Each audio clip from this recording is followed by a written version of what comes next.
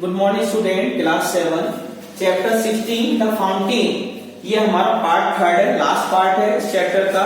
इसके बाद हमारी ये पोएम कंप्लीट हो जाएगी पार्ट 3 में। इसमें देखो पेज नंबर 101 पेज को ओपन कीजिए। इसमें देखो लाइन क्या कह रही है, ग्लैड ऑफ ऑल वेदर्स।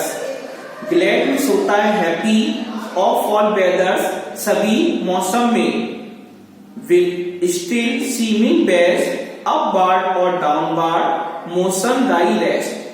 अब कवि क्या कहना चाहता है, द पोएट वांट्स टू से, कवि कहना चाहता है हर मौसम में फव्वारा खुश रहता है। हर मौसम में मतलब all weathers. The fountain looks very beautiful in all weathers. जो फव्वारा होता है सभी मौसम में प्रसन्न रहता है। Next line, it still seeming best upward और डाउनवार्ड मोशन दाई रेस्ट। हर परिस्थिति में अत्यधिक सुंदर ऊपर नीचे चलता हुआ फव्वारा क्रियाशील रहता है। हर परिस्थिति में, इसका मतलब इन एनी सर्कमटेंसेस, हर परिस्थिति में फव्वारा खुश रहता है। In any circumstances the fountain looks glad. फव्वारा प्रसन्न दिखाई पड़ता है। अपवार्ड और डाउनवार्ड, फव्वारा कहाँ जाता है, ऊपर जाता है। अपवार्ड और डाउनवार्ड नीचे की ओर आता है। मोशन दाई रेस्ट, क्रियाशील रहना ही उसका आराम है। क्रियाशील रहना ही उसका आराम है, मतलब वह कंटिन्यू लगातार फव्वारा चलता रहता है। तो कवि कहना चाहता है जब फव्वारा क्रियाशील रहता है, काम पर लगा रहता है, यही उसका आराम कहा गया है। तो इसका मतलब कवि कहना चाहता है, the poet wants to say that, कवि कहना चाहता है the fountain looks very beautiful in all weather, कि सभी इन ऑल वेदर सभी मौसम में फव्वारा क्या होता है, खुश रहता है।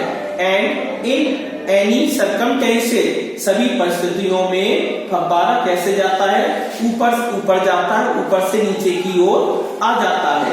अगली लाइन देखो, full of nature. Full of nature प्रकृति से भरा हुआ। फुल ऑफ नेचर प्रकृति से भरा हुआ।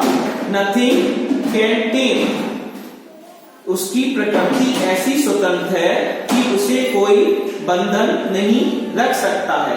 मतलब फव्वारे के लिए कवि कहता है उसकी प्रकृति ऐसी स्वतंत्र है। फुल ऑफ नेचर, प्रकृति से भरा हुआ फव्वारा है, उसे कोई बंधन नहीं रख सकता है। चेंज एवरी मोमेंट, इसका मतलब है हर क्षण वह बदलता रहता है। चेंज परिवर्तित होना, एवरी मोमेंट प्रत्येक क्षण, एवर द सेम फिर भी वैसा का वैसा ही रहता है। इसका मतलब है कवि कहना चाहता है फुल ऑफ नेचर, जो फव्वारा है प्रकृति से भरा हुआ है। जब फव्वारा चलता है और चारों ओर पेड़ पौधे होते हैं तो उसका सीन, जो दृश्य होता है, वो कवि को मन मोहक कर लेता है। तो फुल ऑफ नेचर, कवि इस पंक्ति में कहना चाहता है फव्वारा फुल ऑफ नेचर, प्रकृति से पूरा भरा हुआ है। नथिंग कैन टेम, इसका मतलब है उसे कोई बंधन नहीं रख सकता है, उसे कोई मतलब फालतू नहीं बना सकता है। चेंज एवरी मोमेंट, हर क्षण वह बदलता रहता है। चेंज एवरी मोमेंट, हर क्षण वह बदलता रहता है। उसकी स्पीड कभी तेज हो जाती है, उसकी जो हमारी बौछारें होती है कभी हल्की हो जाती है। एवर द सेम, और वैसा का वैसा ही रहता है। अगली लाइन देखो क्या कह रहा कवि, सीजलेस एस्पायरिंग। सीजलेस का मतलब होता है अनइंटरप्टेड, मतलब बिना रुके हुए भी। सीजलेस का मतलब बिना रुके हुए भी, एस्पायरिंग ऊंचा चढ़ता ही रहता है। बिना रुके फव्वारे की क्वालिटी बता रहा है कवि, फव्वारे की विशेषता बताना चाह रहा है कि जो फव्वारा है बिना रुके हुए भी ऊंचा चढ़ता ही रहता है। सीजलेस कंटेंट, कंटेंट का यह मतलब है सेटिस्फाइड, संतोषी, और उसी में उसे संतोष मिलता है।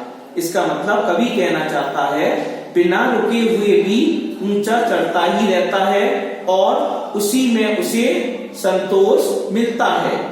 डार्कनेस और सनशाइन। इसका मतलब डार्कनेस का मतलब अंधकार, अंधकार कब होता है? जब रात्रि हो जाती है। सनशाइन, सनशाइन का मतलब कभी क्या कहना चाहता है? प्रातः काल का वर्णन कर रहा है सनशाइन के रूप में, जब सूर्य उदय हो रहा है। तो कभी यहाँ पर क्या कहता है? डार्कनेस और सनशाइन। इसका मतलब चाहे रात्रि हो चाहे प्रातः काल हो, दोनों कंडीशन में फव्वारा निरंतर चलता रहता है। दाई एलिमेंट, प्रकाश व अंधेरा दोनों में वह एक सा रहता है, उसे कोई बंधन नहीं है। प्रकाश व अंधेरा दोनों में एक फव्वारा है, वह एक सा बना रहता है दोनों कंडीशन में, दोनों परिस्थितियों में, चाहे दिन हो चाहे रात्रि हो। अगली लाइन कवि क्या कहना चाहता है? देखो, ग्लोरियस फाउंटेन। लास्ट स्टैंजा में कवि कहना चाहता है फव्वारे को ग्लोरियस कहा है। जो कवि है हमारा, उसने फव्वारे को ग्लोरियस कहा है। ग्लोरियस का मतलब होता है मैजेस्टिक, मैजेस्टिक का मतलब शानदार। फव्वारे को एड्रेस किया है, संबोधन दिया है, संबोधित किया है किससे? ग्लोरियस से।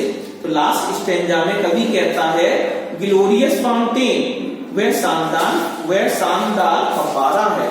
कवि कहता है it is a glorious fountain. कवि कहता है फव्वारा कैसा है? ग्लोरियस है, मैजेस्टिक है। Let my heart be, let my heart be fresh, changeful, constant. Last वाले स्टैंजा में कवि ने फव्वारे की विशेषताओं का वर्णन कर रहा है। In the last stanza the poet describes the quality of the fountain. कवि लास्ट स्टैंजा में, लास्ट पंक्तियों में, कविता की पंक्तियों में कवि ने फव्वारे की विशेषताओं का वर्णन किया है और यह भी कहा है the poet called the fountain glorious. कवि ने लास्ट स्टैंजा में फाउंटेन को ग्लोरियस कहा है। ग्लोरियस का मतलब होता है शानदार, मैजेस्टिक, मैजेस्टिक भी कहा है। Next, let my heart be, वह शानदार फव्वारा है। कवि कहता है कि उसका चित्त भी फव्वारे की तरह ताजा, परिवर्तनशील, अपरिवर्तनशील है। यहाँ पर जो कवि है वो फव्वारे की विशेषता क्या बताता है? फ्रेश, पहला कहता फ्रेश, चेंजफुल, दूसरी क्वालिटी है कॉन्स्टेंट, अपवार्ड लाइक दी। इसका मतलब है कवि ने फव्वारे को ग्लोरियस की संज्ञा दी है और कवि ने लास्ट पंक्तियों में फव्वारे की विशेषताएं बताई है। कवि शानदार, कवि कहता है फव्वारा कैसा है? Glorious fountain, it means the fountain looks majestic. फव्वारा कैसा है? शानदार है। कवि कहता है कि उसका चित्त भी फव्वारे की तरह ताजा, परिवर्तनशील, अपरिवर्तनशील है। फ्रेश, चेंजफुल, कांस्टेंट, कांस्टेंट का मतलब स्टेबल, मतलब लगातार चलने वाला है और फव्वारे की तरह ऊंचा उठाने की कोशिश करता रहे।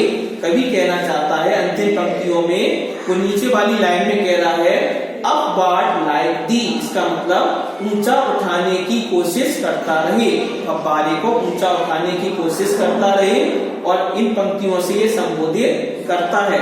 इस प्रकार हमारी ये कविता फाउंटेन कंप्लीट हो गई। पार्ट 3 में यहाँ पर हमने कंप्लीट कर दी।